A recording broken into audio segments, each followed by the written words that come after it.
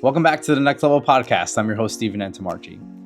As we wrap up our series at Hold the Line Conference, we sit down with the owner, Joe Lutkowski. Joe talks to us about the inception of the conference, how he's dealing with the growth, and how he juggles being a full-time law enforcement officer, canine handler, and putting on this conference every year. We were honored to be instructors this year, and as awesome as that was, being a student was so beneficial in so many ways. If you happen to miss it this year, next year we'll also be at Myrtle Beach, so we hope to see you there. All that information could be found in a link in the description. Ladies and gentlemen, without further ado, I present to you Joe Lutkowski.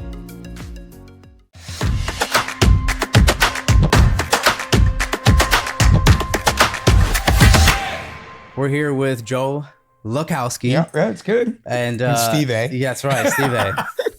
You did really well, though. Wow, I killed it a few times. Nah, it's all good. I'm used to it. But hey, first off, this is the last day. It's kind of over, right? It is. So congratulations on putting on a freaking awesome conference. Thank you. Appreciate it. I only know a little bit behind the scenes stuff, and that already blows my mind, all the stuff that needs to be done. Yeah. So thanks for putting this stuff on, because the truth is, the industry needs it. Yeah, I agree. I appreciate that. I'm glad you guys came out. I'm glad you came out. Thanks, bro. It's always good to get different, instructors and trainers from different parts of the country. Yeah. Because I think it's important, because we do things on the East Coast that you guys do totally different. And Very true. It's true. So we appreciate that. And, I'm still an active canine handler. So for me, I wish I could go and sit in class and like enjoy some of the stuff, but it's tough. I'm getting pulled in 10 different directions, but I appreciate the words. Thank you. You got a lot going on. Several hundred people showed up this year. Yeah. It seems like you're growing. How was the adjustment from Pittsburgh to Myrtle Beach? It was a big adjustment, because like we got so comfortable in Pittsburgh. Like we knew kind of all the staff members, and the hotel kind of just knew when we were in town. It's like, I would walk in the dock and I'm like, hey, Joe, what's going on? So we had that rapport with the workers, because they all knew us because we were there so often. So it was a big change. It was, this is the first year we're in a convention center. So that was added stress to me, because it's a whole separate thing dealing with the hotel. Then you got the convention center. So it was a lot. Like I was stressed out. Like, there was a couple times like in the last month, and I'm like, I'm done. This is too, it was just, and then a couple people on my team talked me off the ledge, and, like, Joe's having a bad day. Let him just vent and he'll be fine. So let's give you an opportunity to shout out the people in the background that don't get an opportunity typically for people to see all the stuff they do. So you talk about your team. Who's the team? So the girl who does my social media, Jillian Hamilton, she's been with me for the last 4 years. She does all the social media, the posts. She deals with a lot of the vendors, and she shares anything you see on social media. She does. I don't do anything. She's always yelling at me, I need to do more, but so she takes care of all that. And she's good at that. She shares a lot of so like we're kind of like a family. So like when it's not just about, coming up to the event, it's what can we do for anybody. If you got a business or anybody, we try to help each other, because it's such a good organization. So she tries to help everybody throughout the whole year. If you guys need stuff shared, she does all that stuff. Awesome. So she does really good. Then I have Jury, she deals with all the hotel, because that is a nightmare. I bet. That's just it's not even, it's above some of the stuff that the hotels charge, and it's just like, I just don't understand. It's ridiculous. Really? Yeah, some of the pricing. Like if I told you what, it's just the marketing, and they have this plus and fees, and so she deals with all that. And then I have a guy that trains with me. He's been training with me for probably it's his second dog, probably the last 20 years. His name is Josh Miller. Him and his wife, they come down and they just do a phenomenal job for me. You've probably seen Josh. He's running around. Lori, his wife, is running around. And so and that's kind of like our core team. But Josh and Lori really do so much for me. It's just crazy. So they're a big part of the team, because like I train with Josh every twice a month, because I'm his trainer, and he's just a really good guy, and I'm fortunate to have him. That's awesome. And then all my guys came down from my training group, and they lend a hand too. So I'm very fortunate. Yeah, that's awesome. So I'll say this. I'm not sure I know the the inception story of how Hold the Line even came to fruition. So what was the reason? Like, why did you do it? Why did you decide to put on a conference? Well, as coming up as a canine handler, I used to go to all these other conferences, and I would, spend my own money because my department wouldn't send me, or you're not going here, you're not going there. So I would go out to all these conferences, and I would go year after year, and a couple years, and it was always the same. And the instructors were great. Don't get me wrong. Nothing against the instructors, but it was just the same material. And I just thought maybe, there's so much in canine. It's always evolving. Yeah. And things are changing on a daily basis. I mean, everything that we did yesterday, there's a new way to do it this way. And, there's 100,000 different ways. So I just, I figured we'd start off small, and just do a conference and, bring a couple of, instructors in, and just to give guys just different views, because I've been fortunate because I've been in canines for 24 years. And I came up with Franco Angelini, Kevin Kelleher, like the guys in NAPWDA. And I don't, I'm very fortunate because I was like Franco's shadow for years. Really? Oh, yeah. I mean, he took me everywhere. That was my first decoy school, by the way. Franco's. Phenomenal, right? Yeah. So, I mean, I got to work with him at Castle's Canine. I got my first dog there. And it just, Franco, I was fortunate because Franco just took me everywhere. I was like his shadow. If you saw Franco, Joe was there. That's and cool. I would just, he took me everywhere. I mean, I was over to Europe a couple of times. And so, and just, meeting certain people in the industry because of Franco and being a NAPWDA trainer and master trainer, it just kind of opened the doors for me. And I'm like, there's just so much more out there, and I just, wanted to do something different for the canine community and try to give back to like what was so beneficial for me. Yeah, that's awesome. And it's grown so much. What do you think in 5 years Hold the Line conference is going to look like? Have you even had an opportunity to think that far about it? Yeah. I'm always trying to. So we try to make it better because our motto is like for handlers by handlers. So obviously it's for the guys that come to this conference. So I try to get out and try to be involved with, you probably see me talking to every handler I could talk to because I want to know what they want. Yeah. Because it's not about Joe Lutkowski and Hold the Line. It's about what handlers want to see. Yeah. And I got to be out there talking to the guys because it's the only way I'm going to make it better. Yeah. It's the only way it's going to grow. And because it just can't be about, it can't be a business. I kind of try to run it like we're family. Yeah. So like even with the vendors, I try to, we try to do it as like a family. Like because I'm still, on the job, I'm still doing the work, and I want to see everybody go home safe. And so like I try to get out there and try to see what these guys want because it's about them. It's not, it's about what the handlers need and what they want to see. So I'm trying to, always bring in new instructors like yourself. Yeah. I mean, somebody said you got to get this guy. Okay, well, let's see if we can get him here and make it happen. So I think that's what I really try to, base the conference on is what guys actually want to see. That's great. And you're not the man behind the curtain. You're out there shaking hands. Yeah, I like to talk to people. So someone like we would go around and I try to talk to every vendor here and get their feedback. Like, how can I make it better? What can we do to make it more beneficial for you guys? Or what can we change? Like, if you go to a conference and you see something, say, Joe, why don't you try that? Like, we're open-minded. Like, I'm learning. That's awesome. So this is a learning process for me too. So it's like, every year I learn something new. We take notes and we try to make it better. And hopefully we keep doing that. And, it'll grow. I mean, haven't really thought about 5 years from now.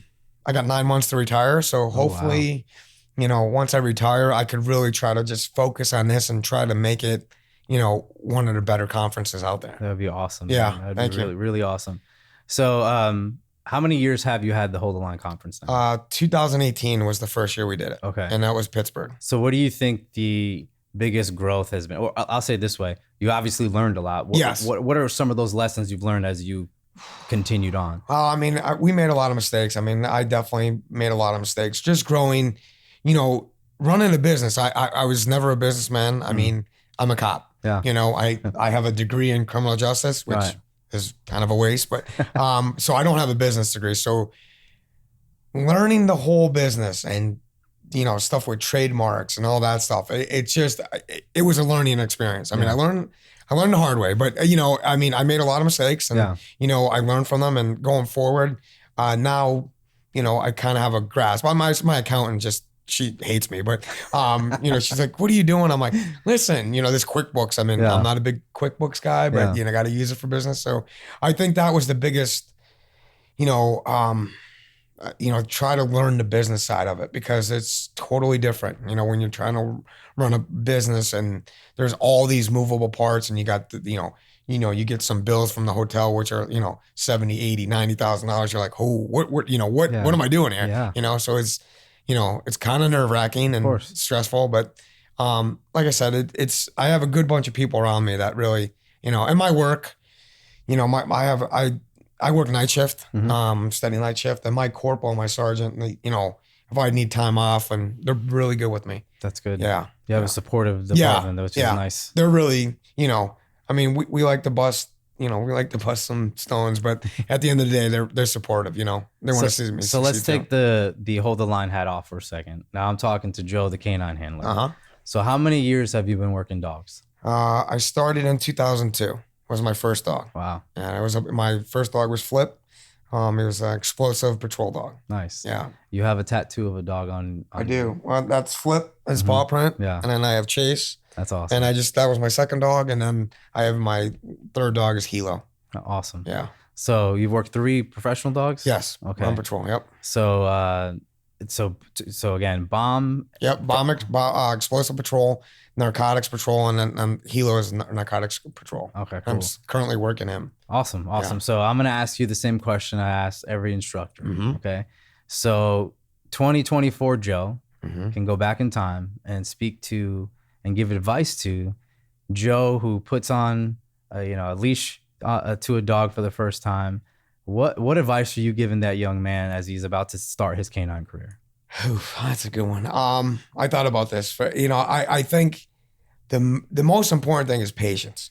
As a new handler, I've never handled a dog before. So when I did it, I made a lot of mistakes. My first dog, because I never handled a dog. So the biggest advice I would give myself is patience and be open-minded and listen to the guys that have actually done the job, because I was 27 when I got my dog, and not that I wasn't know-it-all, but I was a lot skinnier. I was a lot, I was in the gym and going through school, like my first explosive school was stressful, and there was a lot of times that I didn't have patience, and like you really need patience, and you gotta trust your dog. Yeah, that is key, because there's a lot of times that my dog saved my butt. Yeah, my explosive dog. I actually had 2 live fines with him. So, and train hard. Because you got to train like you're for the street. Yeah. A lot of times you go to training, you take it for granted. You get a day off the road, and I would definitely train harder. I think going back, with my first couple of dogs. Not that I didn't train hard, but I would train more realistic. We didn't have the scenarios back then. Things have changed so much from this kid, 2024 compared to what we do, and the training techniques are totally different. Oh yeah. So. But patience is like key for me. Yeah. You get the end of the leash and you just want to, go, but you just got to take your time, Yeah, man, it's so much there that I would like to unpack. Yeah, sorry. It's good. It's very good. It's all good information. One of the most impactful instructors that I had the ability to be a student for is, I don't even remember his name. That's how stupid that is. He's impactful, but I don't remember his name. Yeah. But it was something that he said was, you're going to learn more from my mistakes. So I want to start there than anything else. Absolutely. Yes, he had a resume.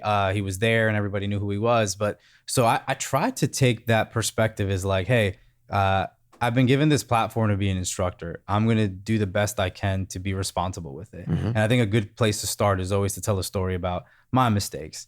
As a canine handler on the ex-bomb side, which is near and dear to my heart because that's most of my career, and I still am. I run a dual-purpose narcotics dog, and separately I work on explosive dog because I'm stupid and I want all this leash time. Apparently, Yeah, no, that's good. My whole career, that's been that way. Yeah.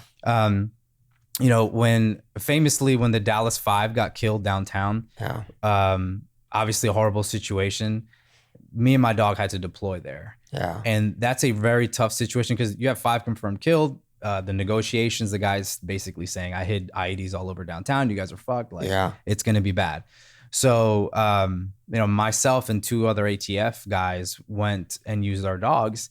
And if there's ever a time to really think about everything you've done in training and be like, damn, I wish I spend more time doing this or spend more time doing this, or am I truly ready? Is like, you know what I'm saying? Yeah, absolutely. It's going to be then. It's going to test everything that you know. And one of the things that I talk about is I didn't prepare for human blood. It was one of the things that for whatever reason never dawned on me that I should expose and neutralize my dog to human blood. And that really messed with me. Yeah. Because that blood was very obviously a fallen officer's blood. That is sacred to me in that and that sucked because I had a really hard time dealing with it afterwards. I bet. At the moment, you're like, shit, my dog is doing something stupid. And you move on and you realize like so many people are relying on you as a subject matter expert in that area, right? So I talk about that a lot because it bothered me a bunch. Like I spent a lot of time in foundation and training, but there was just that part that I missed. And I've had people console me and say, hey, dude, none of us train for that. Like that's a hard thing to train for. And it took a while to forgive myself for that. And one of the things I tried to instill in handlers is like, you're going to make mistakes and it's okay. But let's be honest about the mistakes. Share your mistakes with other people so they don't make it. Give me an example of maybe a mistake that's happened in your career that you think others could learn from. Well, it was with my first dog. And, so where I work is kind of like in a rural area. It's like we are about an hour and 10 minutes from downtown Manhattan. Okay. Working the Poconos. Yeah. This was a good one because I learned a lot about currents, wind direction, things that you all learn in school. Yeah. You gotta, you got your scent cone and all this, but I made a big mistake. So we had this carjacking, 2 suspects run in the woods. I get a good track on, and my first dog, Flip, he was a good tracker. Yeah. He was a good bomb dog, but he was a good tracker. So I get this track, and there's some, we wwent through this muddy swamp, and, I'm thinking he's taking me for a nature walk, but he's pulling. So, and then I get to this, it's like a major road in our jurisdiction. And I see muddy footprints going across the road. Oh, wow. So I'm trying to like coordinate my perimeter, set up the guys. Cause I'm like, here's what, tell them the direction I'm going. And then we end up going into this creek. It's like a creek. I call it a creek. It's probably like a little, I guess it's not a river, but it's a small, like little better water, right? So I am tracking. Now we're in the water. Now I'm in the water probably up to my waist. Oh, wow. Yeah. And you're a tall guy. Yeah. All right. So it wasn't that deep. But we're tracking and he's pulling me and I'm thinking I'm going up current and he wants to go down current. And I'm like, there's no way he went backtrack. I know he didn't because I have guys on the perimeter. So I'm like, Flip, I get frustrated because I'm like, he's got to be going this way. So I didn't trust my dog. So I'm going upstream and he wants to keep coming back. So, and I'm like, all right. So I end up like, you know what? I'm going to trust him. So I followed him back and I started going back downstream. Yeah. All right. So I'm going because I'm figuring he's pulling me downstream. So I'm going downstream and I come back out, we come back out to the road and I lose the scent and I'm like, and now I'm just aggravated because I don't know what I did wrong. Yeah. So the guy was upstream, underwater, breathing through like a little, like straw? Yeah, like not a straw, but like one of the reeves or whatever they're called, like a little plant. But Flip, Jesus. But I was going upstream, but then Flip went downstream, so I followed him. But I didn't realize that the odor was moving downstream. Right, of course. So I just followed the dog, but he was right because the odor was here, but I should have just kept on going. And that was like one of my biggest, it wasn't my biggest one, but I learned so much from that about like currents and like how odor kind of travels. Yeah. And you know, I should have just realized that. How did you find the guy? One of the perimeter guys picked him up. Okay. Yeah. And then I interviewed him. I'm like, dude, he goes, yeah, your dog was maybe like 15 feet before me. And I'm like, oh, it's all right. It was a big learning. So now, like, I know if he wants to pull a stream, the odor might be traveling downstream. Yeah. You know, so again, live and learn. That's a great point. Yeah. That's good. But I learned. That's awesome, man. Yeah. That's awesome. Yeah, but I was wrong. Those are some of the best lessons, though. It is. It was a hard one. The fact that you've got so much, like, you're telling that story in such a detail. Yeah. You can tell that it's bothered you for all these years. Because it was such a good track. It was like, I don't know how long it was, but it was a good, probably at least a mile track. And I mean, we went through just, I'm like, again, you know, I'm a small guy, but I was in swamp up to here. Wow, I mean, it was just crazy. That's and cool. I was like, he did so well and I just screwed him. You know what I mean? Yeah, I was like, God. So it was me, you know, and I'm like, but. Well, good job, Flip. Yeah, Flip was a great dog. He was like my first one, and you know, he was a really good dog. Cool, man. Well, hey, in closing, is there anything that you want to share with the attendees or anybody who was here this week? I know you had a small opportunity to get on the mic. People were kind of crazy, but yeah, I mean, I just want to thank everybody for coming in to support. Like, you know, every year we keep growing. And we appreciate the support, you know, especially from the vendors and instructors. You guys take your own time to come down here. So that means a lot to us. I mean, I appreciate your time. And I appreciate all the handlers just putting, you know, trust in us to, you know, put a good conference on, because there's a lot of conferences out there and you know, and we strive to try to make ours the best, you know, put the best instructors forward. And I appreciate everybody that comes down and supports us. So I really, truly, I mean, it's very nice to see that guys support us, and you know, hopefully we're doing the right thing. And, you are, and we've been to a lot of these, and I've talked to a lot of handlers. This is my first Hold the Line conference. Yes. So I in preparation for podcasts, like I just wanted to get a general idea of, okay, I never got a chance to go out to Pittsburgh. How was that? How does it differ? I actually got to interview some handlers who are not instructors to kind of get them just an idea of, hey, how was it different? Do you think it's better or worse? And ultimately, man, everyone says the same thing. This is better every single year. Good. And you know, like I said, we're family. I mean, I'm still, you know, that's how I was always, you know, I'm old school. You know, I guess I'm one of the old guys now because, you know, I got kids that are, you know, 22. And I could be their dad. So I'm that old guy now that, you know, when I first started, but, so it's nice to see that. And like I said, I mean, I just consider us all family. And, you know, that's how I kind of run the business. And, you know, it's not just about numbers. It's not about, you're not an attendee. I mean, to me, you're family. I mean, you're coming here, you know, we're brothers and sisters. So we're doing the same thing. Amen. You know, different areas, but it's just that we're still brothers and sisters. So let me encourage you on the days where I know it's stressful and it's crazy. And you want to be like, middle finger to the world. I don't want to do this anymore. Let me just tell you, you're doing us a huge service. Well, thank you. I appreciate that. Honestly, and I cannot wait to come back. Even if it's not instructor, I promise you're not going to hurt my feelings. No, I would come back to this. Honestly, with my family, I would come back. I appreciate it. Even as an attendee, I think it's you're doing that good of a job. Thank you. That means a lot. Thank you so much for the kind words. I appreciate that. Absolutely. And thanks for letting me do this. I mean, it's I had great. to chase you a little bit. You did. I mean, you got me at like 9:30, and last night you did. You know what? I think it was better this way. I do too. You can relax a little bit. You can take that deep breath. You're not thinking about, oh my God, this is the time I got to go take care of something else right now. It's pretty much over. Job well done, sir. Thank you. Thank you so much. Thank you, bro. Thank you for your time, brother.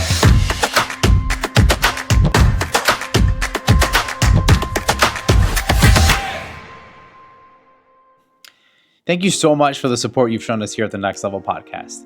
As we take our show on the road to New Orleans for the HITS conference, we're excited to announce that we're going to be bringing you some of the industry-leading scientists who are going to help us understand some of the technologies, the chemistry, and everything in between that really helps us better understand our dogs. If you know me, you know that I completely geek out over this stuff, so I'm probably a little too excited about some of these interviews.